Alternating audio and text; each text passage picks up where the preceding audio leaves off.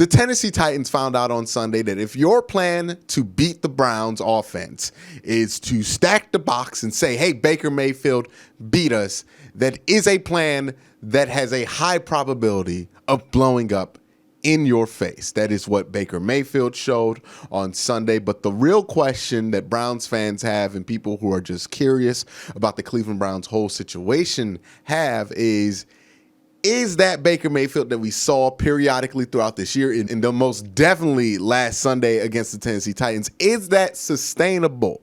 Is that proof of what's to come with Baker Mayfield, or was this just a one-game aberration where he was hot against a poor defense? Well, it's Wednesday. You know what we do on Wednesdays. I jump into the Batcave. I break down the film. But before I do that, I have to give a quick shout out to my Patreon Dog Check tier members. And as always, that starts with Michael Matique, Greg Ealer, Seth Harrison, Corporal Nick Lopez, Nick Nasty, Mandela Moore, the only Browns fan in Wisconsin, Batman, Jake Phillips, Rush Shear, Barack Kumar, John Alver, Masayua, Budza Roland, Ethan Rindauer, James Nemo, Mac House, Reeve Hertz, Justin Cole, Philip Wilcoxon, Marie Vivert, Timothy McClure, Keith Anderson, Joshua Still, Sean Barron, Gagos Pisano, Dom Gazzulo, Ian Whitaker, Colin 216, Anthony Latham, Christian, Matt Bond, Dave Strong, Michael Stone, Soul Train, Charles Work, Dan in West Texas, Billy, Michael Holdenack, Jared Austin, Moose Gentry, Patrick F., Austin Z., Mark Burnett II, Andre Griffin, Otis Wolf, IT Rex, Austin Bolin, Jesus Serrano, Joshua Paulus, Chris Fawns, Pick Down Browns Backers, Mark Kahn, Max Aldojo, Beerman 069, SSJ Swift, Andrew Hirsch, Feeling Dangerous 113, Dave Mike May, John Cummings, Robert Germain, Cleveland BCI, Anthony O, Bobo Regretti, Stuart Moore, TJ Showman on cue, Mark M, Seth Harrison, and CK.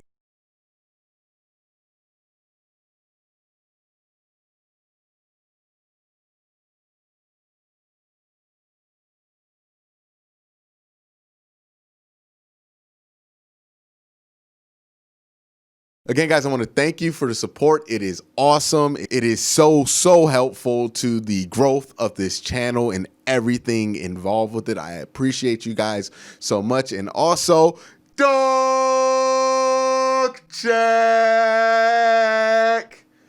All right, now let me get to the Batcave.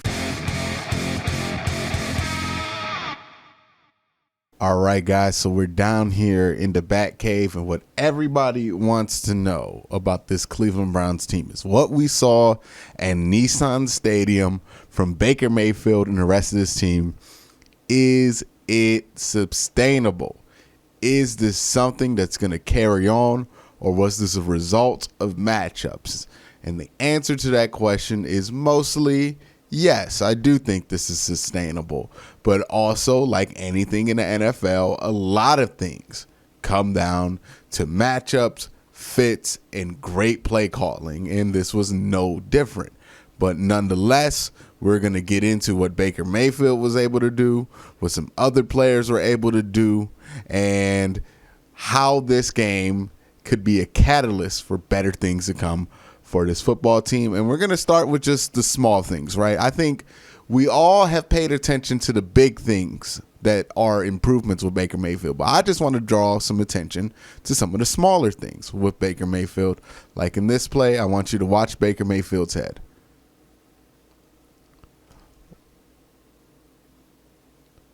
So ball snap, watch his head. See that small little movement right there? This is something rookie Baker wasn't doing. This is something 2019 Baker definitely wasn't doing. And this is something that kind of is a myth buster, right, with Baker Mayfield, because one of the criticisms is that he locks on to his first read. That could not be any less false this year when it comes to Baker Mayfield, because watch his head, watch the stripe on that helmet. He starts off and he does the look towards Austin Hooper, which then does a beautiful thing for Baker Mayfield on this play, right? Watch that linebacker. These two guys, he was already going to go over, but this guy's kind of watching Baker, seeing where his eyes are. He's going to cheat over to this side of the field, which is going to leave this window wide open for Baker to throw to.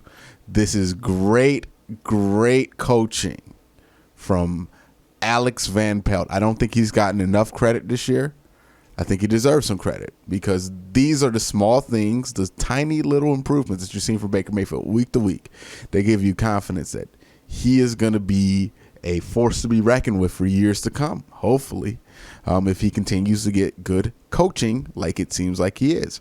Now, the thing I want you to watch here, this is Donovan Peoples-Jones dropping this short touchdown. But what I want you to pay attention to is something that is different in this throw that was not there last week in Jacksonville, right? Almost a very similar situation, except for there is no offensive lineman to his foot when he missed that throw to Rashard Higgins on the same route, right? This is the same exact route that he missed Rashard Higgins on. But this time, he throws it off the pump fake again, right? To see if that guy's going to lift his hands up. That's Justin Simmons. And then instead of throwing off a vertical base, he keeps one foot planted so that he can have his freedom of his hips to be able to snap that ball where it needs to. And it's right where it needs to be. Just, Peoples-Jones dropped a sure-handed touchdown. He's a young player, bit of a knucklehead at times from a football standpoint. He just makes some knuckleheaded decisions on the field. He's a promising young player in Donovan Peoples-Jones, but sometimes he could do frustrating things like that. That is already known. But now you're like, hey, this is the defensive side. What are we doing on the defensive side? I want to put a highlight on Sheldon Richardson because he deserves it. This is him on that fourth down stop on Derrick Henry. You're going to see Sheldon Richardson look like old school vintage Sheldon Richardson. And this is the type of help that Myles Garrett needs, right? Just throws him off, gets him to the next man up, which is B.J. Goodson, and then fills the hole and attacks. It's as good as you can play on that one. And it's a stop on one of the strongest running backs in the NFL on Derrick Henry. This play right here, I'm going to say is more or less a highlight for Kevin Stefanski here, right? Because this is a great play call, right? Baker Mayfield played good, but when the play calling is also this good, it's just a combination for success, and that's why the Browns scored so many points. But this is going to be a slip screen. Now, for those of you who aren't familiar with what a slip screen is, if you haven't played Madden before, it's just a play where the quarterback's going to kind of go to the back left or back right, wherever the opposite of where the running back is. And the running back is going to kind of do a play action fake, act like he's going to block, and then slip out into the flat. And then you're going to have some linemen come downfield with him. And you're going to run everything to the opposite side of the field where you're going to have the running back be. It's called a slip screen. It is a staple to anybody who has played any Madden video game. Of course, I'm joking. Also a staple in actual football. But this is a great play call because what was Tennessee known for doing before this game even started? Being overly aggressive. And they caught Tennessee right here being way too aggressive on a team that does so much play action, right? Play action fake. They sell out on the pass rush. And then look how open this is. You see Nick Chubb setting up here on the slip. He has a man behind him, but Nick Chubb's Nick Chubb. He can beat that man out. Also, he can beat him out. And if he does, nothing but green grass. Look at that, 40 to 40. That's a lot of yards right there for him to get. And that is a beautiful play call. That is what it's supposed to look like when you call a slip screen in the exact perfect situation. That's what it's going to look like. I want you guys to see how far out JC Treader is the center. Watch the center, 64. Look how much ground JC Treader gets to cover here. That's how you know that's a beautiful play call by Kevin Stefanski. And he had a rough game, I think, as a play caller against Jacksonville. I think this was probably Kevin Stefanski's best game as a play caller. So nice to see him bounce back from that. Now this play right here is going to be an insane, accurate, and athletic throw from Baker Mayfield. Again, this is stuff Baker does. Not a lot of people can do. Rolls out, rolling to his right off one leg. And look, this is not a short throw. This is from the 20 to this pylon, so it's about a 20-plus yard throw on one leg leaning this way, trying to get the momentum of the ball that way and in a fairly tight window because he's covered. This guy's coming. So this window about yay big here for Baker to hit right at the pylon. And what does Baker do? Well, he throws an insanely accurate football off of a crazy base. This is stuff they hype up Patrick Mahomes for good reason, right? Because these are insane type of throws. And you're going to see it from this angle, how Baker Mayfield's going to throw this rolling out. And again, look, you can make the argument that Baker should have stayed in this pocket here and hit the crosser. And he probably should have did that, right? But if he misses one every once in a while, you know. And look, there's an argument for not throwing it because there is somebody in that passing window. But, you know, if he needs to make a play like this, he can. Off one foot, insanely accurate ball. Baker Mayfield, it's what he does. He's an accurate passer of the football and somebody who's athletic enough to throw off of multiple bases, which is very, very important. All right, this play right here is another touchdown from Baker Mayfield. He had 4 in the first half this week. And this is just Baker, again, making a play here. He loves to make these plays, and this is great that he's getting this comfort with Jarvis Landry. We saw this last week in Jacksonville. Similar thing this week against the Titans, right? First thing you notice, Baker has his eyes locked on that first read. And then now that he's comfortable in the system, look where that head goes. He does a backside check to see, hey, what's Jarvis doing? This was killing Baker when Odell was on the field. It's part of his development where Baker would lock on to Jarvis for one play and completely miss a wide open Odell Beckham, vice versa. It happened all the time. Now that Baker's gotten more reps in this system, now that he's more comfortable, he has the presence of mind to do things like this. Check back. All right. Lock and throw a very accurate ball here, right? Since he was locked on so long to that pylon, it's going to draw Justin Simmons. It's going to draw that safety all the way to the right side of the field. And then he knows that safety's there. So just throw it to the left shoulder of Jarvis. Jarvis is a great catcher at the football. He'll turn around and catch that, protect himself. That's good footballing. You're going to be able to see this once we get to the end zone camera of Baker Mayfield and where his head was and where his eyes were. And you're going to see why this is impressive again. Eyes there, middle, completely. And look, this is like basketball. This is stuff you have to appreciate when you watch pocket quarterback play. This is the equivalent to a breakdown, hesitation, step back three, right? Baker Mayfield drawing the safety all the way over there, and then boom, turning right when he got his momentum going the wrong way. And his snap throw, perfect throw, right? That's Kyrie Irving crossing over somebody on the wing for a quarterback in the pocket, right? I snap, you bite, I go. Boom. Great play by Baker Mayfield. That's franchise quarterback type stuff. And that's not the first time we've seen Baker Mayfield do things like that. The Cincinnati game against Jesse Bates was full of tape like this. Now, this is Sheldon Richardson just being great again. This is a Sheldon Richardson appreciation day. You know, Miles gets a ton of appreciation, but we're going to show Sheldon some love as he completely just dominates his guard here. Boom. Bulls off of him, and then has the presence of mind to put that arm out to get a strip. And he does. And that fumble right there changed the game for the Browns. Changed the half. You could argue it was part of the reason why they won the game. Big time play by Sheldon. Again, Sheldon real quick inside. Great technique. Stays low. Stays steady. And strips right there. Okay, this play I'm just showing you guys because this is a sneak peek to what you're probably going to see in Baltimore and in Pittsburgh. These kind of concepts where they move the pocket because they know what their issues are when they don't have a clean pocket. This is just Kevin Stefanski seeing and getting reps in this because he knows he plays Baltimore and Pittsburgh next, but expect to see some of those plays coming up. That's just a little sneak peek. I noticed they did this in the second half of the Pittsburgh game, and this is something that you're probably going to see against Baltimore and Pittsburgh is them moving the pocket and trying to find these kind of extended handoffs to Jarvis right there. As the accuracy, these are all things that we absolutely know about Baker Mayfield. And again, look, this is an impressive throw. On the 15-yard line, that ball lands in rhythm on the other 40.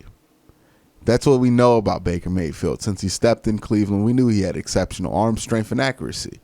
But what we have seen the development be with Baker Mayfield is the small stuff, right?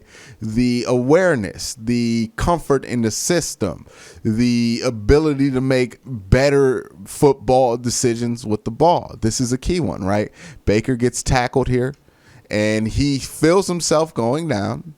And in previous years, this would have been a disaster for the Cleveland Browns because either Baker tries to fight too long and he fumbles, or he throws this trying to make a play and it gets intercepted. But instead, he stays strong base there by Baker, and just gets rid of it. And also gets rid of it to a wide receiver. Now, he doesn't always do that. He has so many intentional grounding penalties against him. Some of them fair, some of them not.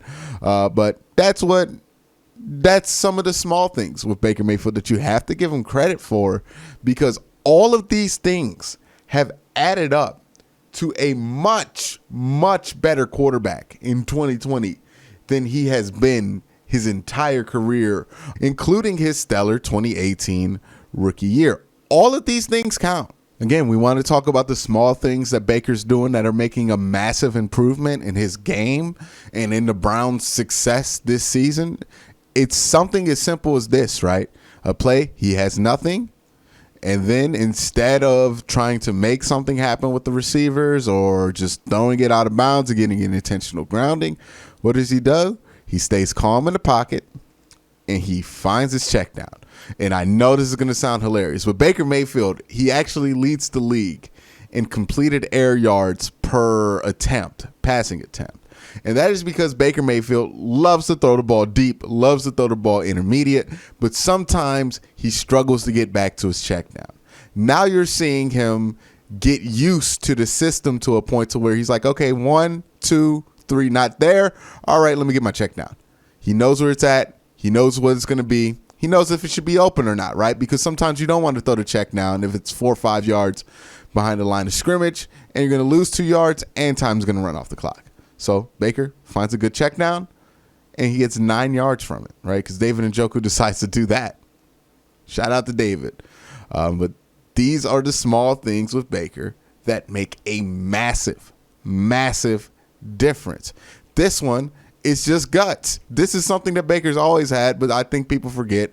This is a gutsy play, right? The Browns need this first down. You see Jeffrey Simmons right there, and you see he sees this DB right there who just tossed aside Kareem Hunt for whatever it's worth. And Baker decides to run straight into him, knowing he's not the fastest jet on the tarmac.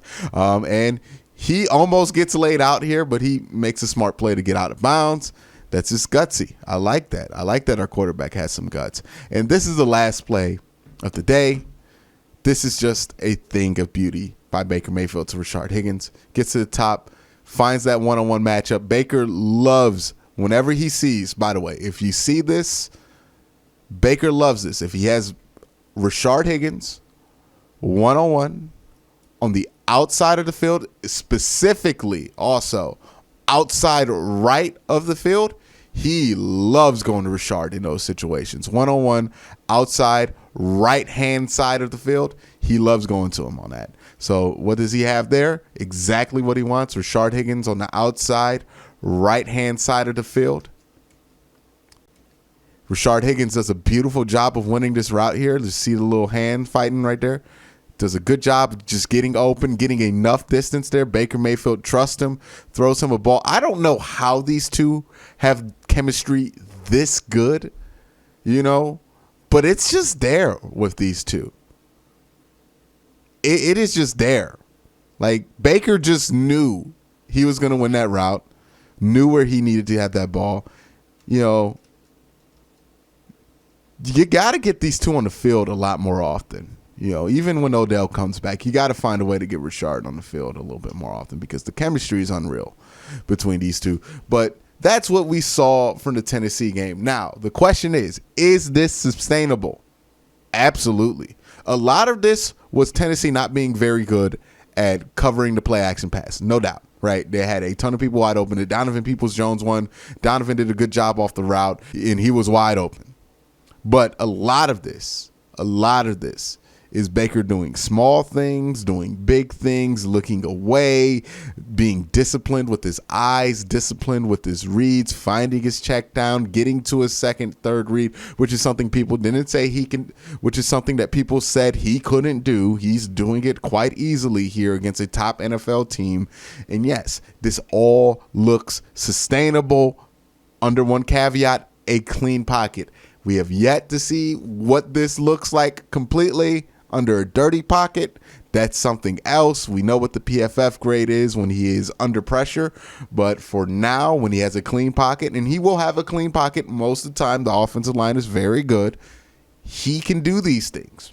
I think he can do these things consistently. I think he's put about 6 weeks worth of good tape out there. And I think in just the last 6 weeks alone, I think this is sustained success and a result of him being in the same system and trusting that system and truly buying into that system. But that's just my opinion. Let me know what you think down in the comment section below. But again, guys, thank you for watching. Have a great day. Have a good night.